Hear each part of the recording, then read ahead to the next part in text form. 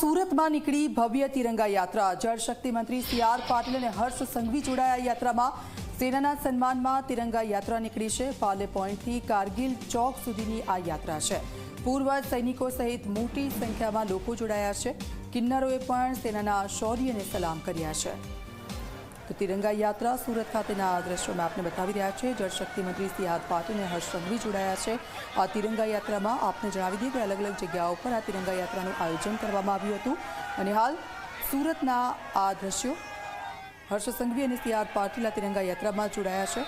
વંદે માતરમ, ભારત માતા કી જયના નારા લાગી રહ્યા છે। સાથે ત્યાંના સ્થાનિકો પણ જોડાયા છે।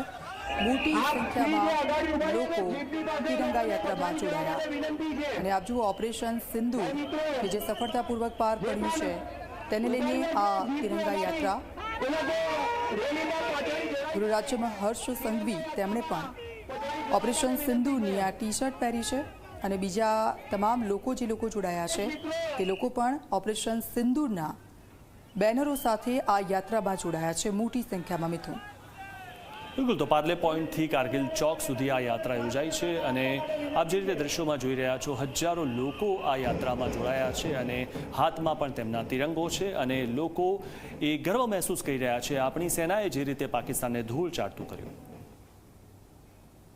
ઓપરેશન સિંદૂર અંતર્ગત જે રીતે ભારતે પાકિસ્તાનને જડબાતો જવાબ આપ્યો હતો ત્યારબાદ ભારતીય સેનાના સન્માનમાં આખા દેશમાં જે તિરંગા યાત્રા જે છે તે કાઢવાનો એક મહત્વનો નિર્ણય કરવામાં આવ્યો હતો। ત્યારે સીધા દ્રશ્યો આપ જોઈ શકો છો સુરતના મજૂરા વિધાનસભાના સીધા દ્રશ્યો છે જ્યાં રાજ્યના ગૃહમંત્રી અને ખાસ કરીને મજૂરા વિધાનસભાના ધારાસભ્ય હર્ષ સંઘવી દ્વારા એક વિશાળ જે તિરંગા યાત્રા જે છે તે કાઢવામાં આવી રહી છે। તેમની સાથે સાંસદ મુકેશભાઈ દલાલ, ધારાસભ્ય સંગીતાબેન પટેલ, મનુભાઈ પટેલ સહિતના ભાજપના જે અગ્રણીઓ છે તે અગ્રણીઓ તિરંગા યાત્રા જે છે તે તિરંગા યાત્રામાં જોડાયા છે। આ સાથોસાથ વાત કરીએ તો ભારતીય સેનાના પૂર્વ જે સૈનિક છે તેઓ પણ આ જે તિરંગા યાત્રા છે તે તિરંગા યાત્રામાં જોડાયા છે। અલગ અલગ મત વિસ્તારના જે લોકો છે તે સ્વયંભૂ આ જે તિરંગા યાત્રા છે તેમાં જોડાયા છે। વિવિધ જે સ્લોગન છે,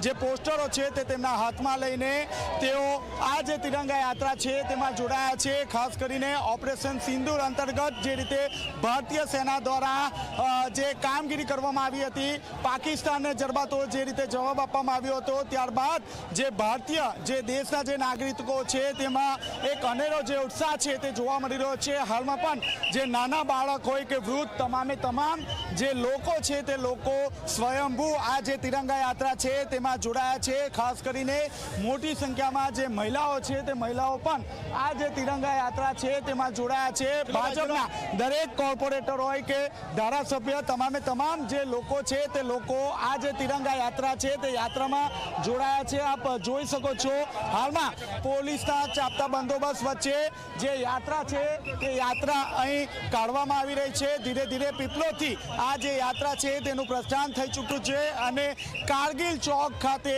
આ જે યાત્રા છે તે યાત્રા સમાપન થશે, જ્યાં શહીદોને સન્માન કાર્યક્રમનું પણ એક વિશેષ આયોજન અહીં હાથ ધરવામાં આવ્યું છે। કેમેરામેન વિજય બેસાણી સાથે ચેતન પટેલ, ઝી મીડિયા, સુરત।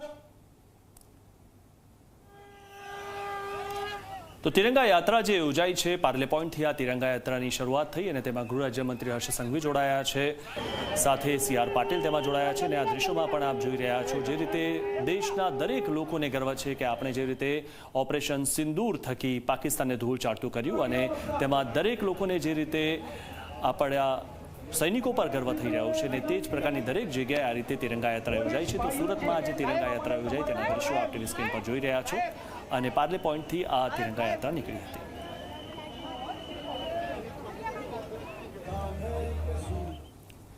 તો આ સાથે બુલેટિનમાં